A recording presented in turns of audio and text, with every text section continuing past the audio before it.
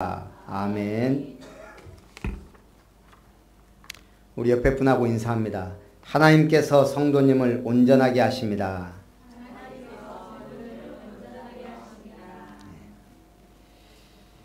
우리 주제 찬송이 참 가사가 뒤쪽이 말씀을 실현하라. 만군의 여호와의 열심히 나를 통해 너를 통해 우리 통해 이루시리. 그 하나님이 역사하실 줄 믿습니다. 신년 감사 예배를 드리며 첫 해를 시작하면서 중요한 질문을 해야 됩니다. 그냥 막 시작하지 말고 중요한 질문. 첫째, 나는 누구인가? 그 이전에 어떤 질문이 나와야 돼요? 인간은 어떤 존재인가? 여기에 답이 나와야 나는 누구인가 답이 나와요. 저는 어렸을 때 그런 생각을 했다니까요. 모든 세계가 나를 중심으로 돌아가는 게 아닌가. 우리 엄마도 있고 아빠도 있고 많은 사람들이 있는데 나와 같이 똑같이 생각하고 보고 할 수 있는 존재가 또 있다는 게 너무 신기해요. 저것들 다 허상 아닌가 이렇게 생각될 정도로요.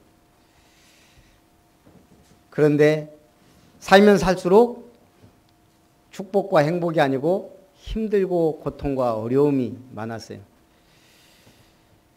저는 청년 때 예수님을 그리스도로 고백하고 구원의 확신을 가졌거든요.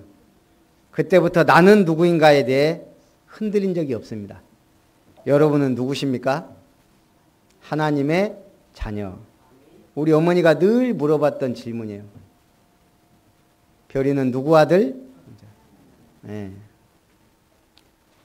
하나님의 아들. 근데 그건 그냥 어렸을 때 엄마가 좋아하고 나도 그냥 기분 좋아서 한 고백이지 솔직히 내가 얼마나 큰 축복을 받았는지 하나님의 자녀란 타이틀이 얼마나 큰 은혜인지 몰랐단 말이에요. 여러분들이 확신하시기 바랍니다. 하나님의 자녀는 망하지 않습니다. 뒤로 넘어져도 코가 깨지고 앞으로 자빠져도 뭐가 어떻게 돼요? 그거는 재수 없는 사람. 우리는 앞으로 넘어지면 복을 안고 일어나고 뒤로 자빠지면 복을 이고 일어나는 복된 사람인 줄 믿습니다. 그러면 세계관이에요. 내 머릿속에 어떤 사상이 들어가 있는가? 나는 어떤 세계관을 가지고 있으며 현재는 어떤 시대인가? 이걸 보는 눈이 열려야 돼요. 여러분은 민주주의입니까? 공산주의입니까? 그렇죠. 우리는 민주주의도 아니고 공산주의도 아니에요. 공산주의는 뭐예요? 다 평등하게 나누자 이거예요. 민주주의는 뭐예요? 다수결의 원칙이에요. 이게 맞아요? 오히려 민주주의가 자살은 더 많이 해요. 왜 그럴까요? 틀린 소수를 살기가 힘들어요. 돈 없는 약자들은 살기가 힘들어요. 우리는 신본주의입니다. 하나님 중심. 이 세계관이 확실해야 된다니까요. 가치관입니다. 나의 인생관. 난 무엇을 위해 사는가? 내가 중요하게 여기는 것은 무엇인가? 이 세 가지가 어릴 때부터 정립되면 그 인생은 굉장한 뭔가가 있습니다. 그 미국의 서부 시대에 있었던 일인데요. 한때 미국 사회에 화제가 됐습니다. 20세기 초 미국 서부 작은 도시에서 일어난 일. 어느 날 10살 정도 남자아이가 1달러를 손에 쥐고 거리에 있는 상점마다 들어가 묻습니다. 안녕하세요. 혹시 하나님 파세요? 들어가는 상점마다 1달러짜리 쥐고 안녕하세요. 혹시 하나님을 파시나요? 계속. 그러면 그 주인이 뭐라고 그러겠어요? 10살짜리 어린아이가 이놈아 없다. 그러고 나가기도 하고 내쫓기도 하고 기가 막혀서 웃기도 하고 장사 방해한다고 뭐라고 하고 해가 점점 지지만 이 아이가 끝까지 포기하지 않고요. 69번째 가게에 들어갔어요. 안녕하세요. 혹시 하나님을 파시나요? 가게 주인이 60 넘은 하얀 노인, 머리가 하얀 노인, 미소 지으며 묻습니다. 하나님은 사서 뭐 하려고 그러니? 자신에게 제대로 말을 걸어준 사람 처음 본 아이가 감격하며 자신의 사형을 얘기합니다. 아이의 부모는 오래전 세상을 떠났고 지금은 삼촌이 돌봐주는데 삼촌마저 건축 현장에서 떨어지는 사고를 당해 현재 혼수 상태에 빠져 있다고 그럽니다. 그런데 삼촌을 치료하던 의사가 이 아이에게 말한 거예요. 삼촌을 구해줄 것은 하나님밖에 없다. 이 말을 듣고 이 아이가 하나님이라는 신기한 물건을 사려고 가게마다 들어간 거예요.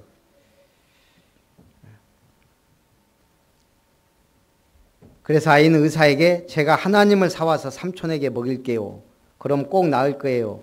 라고 말하며 이 노인이 물어봅니다. 돈은 얼마나 갖고 있니? 1달러요. 마침 잘 됐구나. 하나님은 딱 1달러거든. 노인이 1달러를 받고 하나님의 키스라는 음료수를 건네줍니다. 여기 있다 얘야. 이 하나님을 마시면 삼촌이 금방 나을 거야. 이 아이가 기뻐하며 그 음료를 들고 쏜살같이 병원에 갔겠죠. 그리고 들어가자마자 혼수 상태인 삼촌에게 얘기했죠. 제가 하나님을 사왔어요. 이제 곧 나으실 거예요. 다음 날 세계 최고의 의료 전문가들이 전용기를 타고 도시에 와서 이 삼촌이 있는 병원으로 와 상태를 진찰하고 큰 병원으로 데려가서 치료합니다. 퇴원할 때 천문학적 병원 고지서가 나온 삼촌이 보고 깜짝 놀란 거예요. 하지만 병원 측은 어떤 억만장자 노인이 이미 비용을 지불했다고 말합니다. 그 노인이 누구겠어요? 가게 주인이에요. 이 가게 주인은 이 아이를 보고 감동한 거예요. 돈은 많지, 할 일 없지. 그냥 구멍가게 하나 내고 소일거리 하다가 이 아이가 계속 다니는 거 소문을 보고 봤단 말이에요. 그리고 자기 가게에 왔을 때 물어본 거예요. 그리고 이 아이의 소원을 들어주려고 마음을 먹은 거예요. 그러니까 이 삼촌이 이 아이와 함께 그 노인을 찾아갑니다.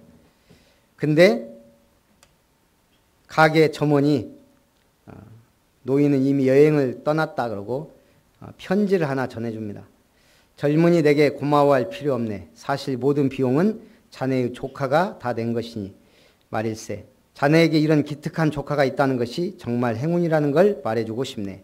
자네를 위해서 1달러를 주고 온 거리를 누비며 하나님을 찾아다녔으니 말이야. 하나님께 감사하게. 자네를 살린 건 그분이니 말일세. 우리가 믿음이 있다면 어떻게 될까요? 믿음이 없으면 어떻게 돼요? 하나님 눈에 들면 끝나는 거예요. 내 인생. 억만장자 노인 손에 들어도 불치병도 낫는데. 여러분 하나님 눈에 드시기를 바랍니다. 첫 번째, 왜 고통이 오는가? 왜 고통이 와요? 신분이 마귀 자녀이기 때문에. 배경이 지옥이니까. 이 땅의 삶이 나의 욕심과 우상에 이끌려 살기 때문에. 주인이 바뀌었어요. 주인이 누구예요? 인간이 주인이에요. 내가 주인인 줄 착각하고 살아요. 그게 창세기 3장, 6장, 11장입니다.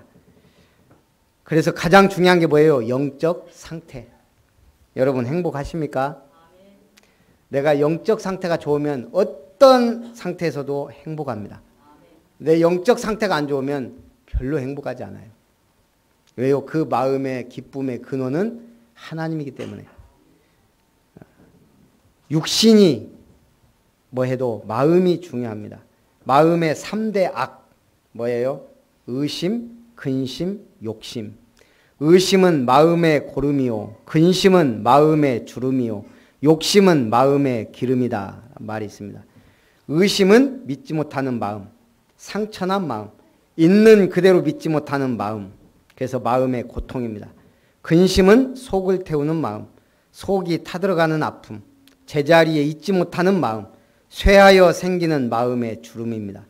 욕심은 분수에 넘치는 마음, 지나치게 얻으려는 마음, 자신을 멈추지 못하는 마음, 먹고 또 먹고 싶은 마음의 기름입니다.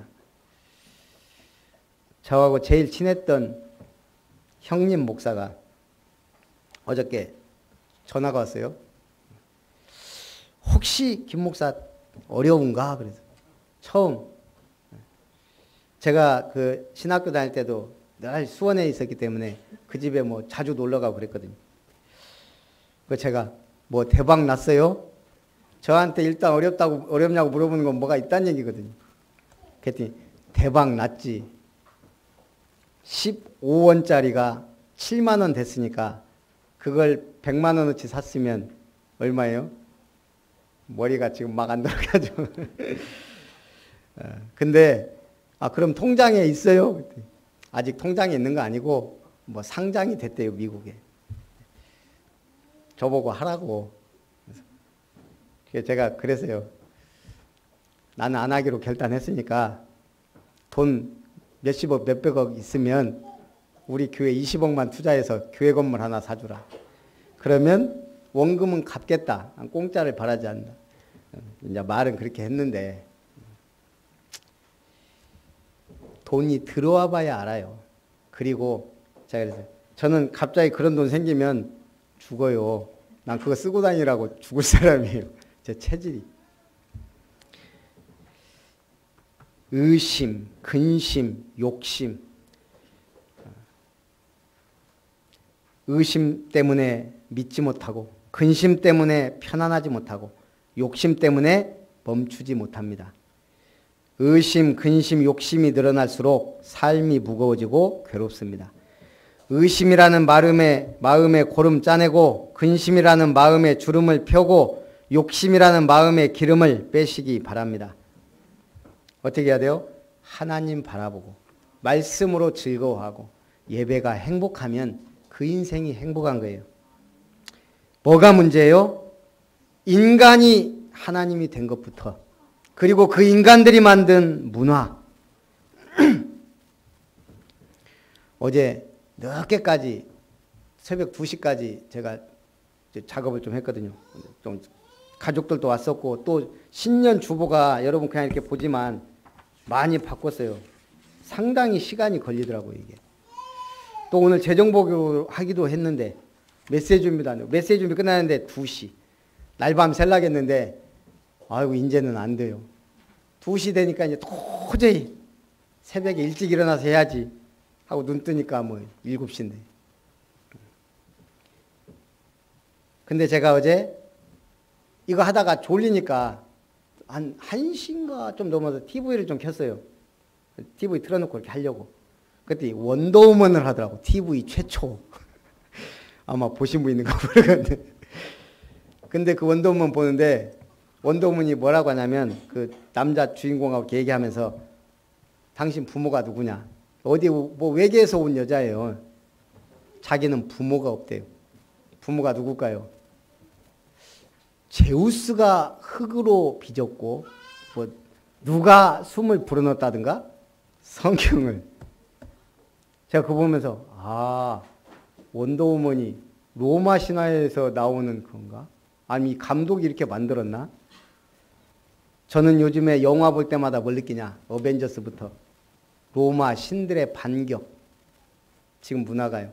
왜 로마 신들이 반격해요? 로마 시대가 한번 복음화됐거든요. 10명의 황제가 그렇게 비참하게 기독교인들을 살해하고 죽였는데 어떻게 죽인 줄 아시죠? 화형은 기본이에요. 사자밥으로 집어넣었어요. 그 원형 경기장에. 그게 기독교인들을 그렇게 비참하게, 그래서 로마의 10대 박해라 그래요. 그렇게 죽어가면서 250년 만에 로마가 복음화된 거예요. 마귀가 이를 가른 거예요. 이를. 계속 로마 신들 살려내잖아요. 이제는 영화로. 우리 아이들이 성경의 12사도는 몰라도 아마 로마 신들 다 알 거예요. 스타벅스. 그렇게 잘 팔리는 커피. 그 마크가 뭐예요? 세이렌이잖아요. 세이렌. 막 아름다운 소리로 선원들 싹 그 섬에 가면 죽어요. 커피 이건 먹고 도저히 빠져나오지 못하도록 그 마크. 제가 아는 청년이 그러더라고요. 어디 저기 스타벅스 커피가 딱 생긴다는 소리 듣고 거기 커피점 한 군데 아예 그냥 문 닫았대요. 잘 됐는데. 그만큼 스타벅스 위력이 대단한 거예요. 저는 잘 모르겠는데 그 스타벅스 좋아하는 목사가 그러더라고요. 맛이 다르다고.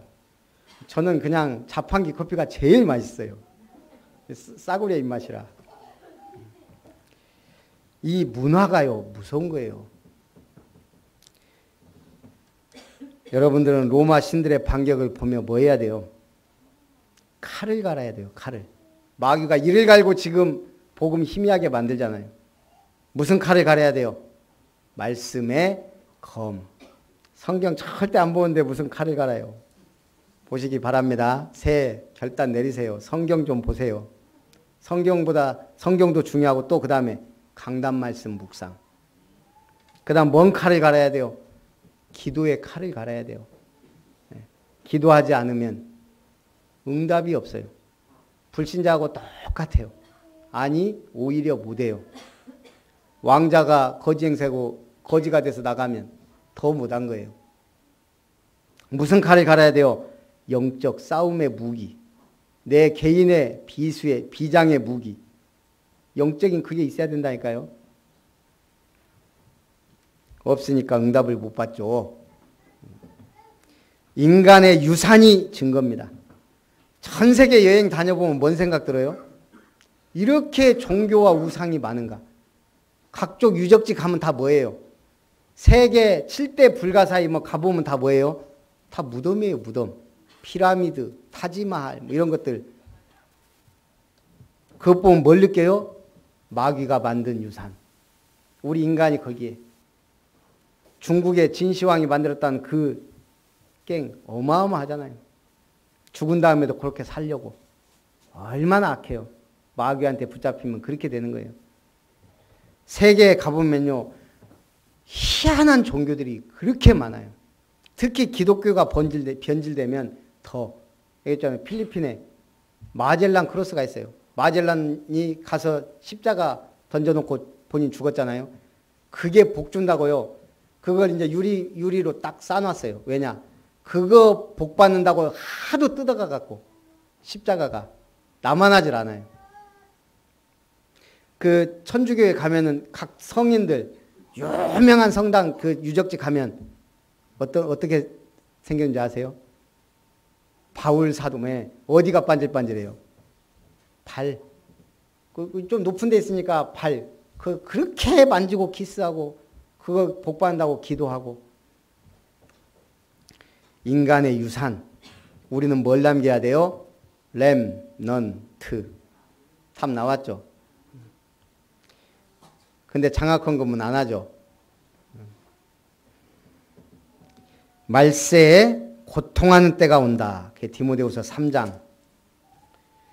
사람들이 자기를 사랑하고 돈을 사랑하고 자랑하며 교만하며 비방하며 부모를 거역하며 감사하지 아니하고 거룩하지 아니하며 무정하며 원통함을 풀지 아니하며 모함하며 절제하지 못하며 사나우며 선한 것을 좋아하지 아니하며 배신하며 조급하며 자만하며 쾌락을 사랑하기를 하나님 사랑하는 것보다 더하며. 교회 안의 사람들은 경건의 모양은 있으나 경건의 능력은 부인하니 이 같은 자들에게서 네가 돌아서라. 7절 항상 배우나 욕심 때문에 끝내 진리의 지식에 이를 수 없느니라. 우리 교회에서 강조하는 게 뭐예요? 새가족부터 구원의 길.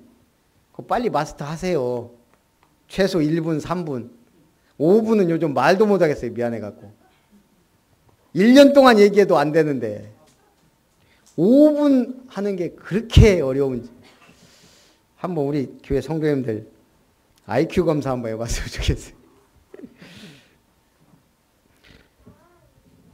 말세에는 어떤 때와 같다? 노아의 때와 같아요. 다 시집가고 장가나가고 평안하다 할 때 멸망이 도적같이. 소돔과 고모라 때와 같아요. 이 성이 멸망한다 하니까 롯의 사위들조차 뭐라 그래요? 말씀을 농담으로 여겼더라. 지금 그 시대와 같습니다.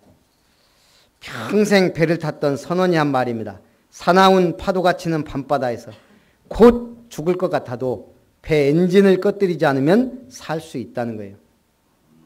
우리 아름다운 교회 배, 선장은 주님이고 엔진은 뭐예요? 우리의 기도 동력이에요. 말씀의 능력이에요. 전도자들의 발걸음이에요. 이게 꺼지지 않는 한 하나님 우리를 축복하실 겁니다. 두 번째, 모든 성경은 하나님의 감동으로 기록되었다. 그래서 뭐 해야 돼요? 성경을 배우고 확신한 일에 거하라. 하나님의 말씀은 진리의 말씀입니다. 약속의 말씀입니다. 구원의 말씀입니다. 인생의 지도는 없습니다. 그러나 성경은 인생의 나침반이요 내비게이션입니다. 성경은 능히 우리에게 그리스도 예수 안에 있는 믿음으로 말미암아 구원에 이르는 지혜가 있게 한다 그랬습니다. 성경이 뭐라고요? 성경이 하나님은 아니에요. 책이에요. 1600년 동안 기록됐어요. 40명 이상이. 각각 다른 사람. 그런데 신기하죠? 40여 명이 1600년 동안 기록된 성경의 통일성이에요.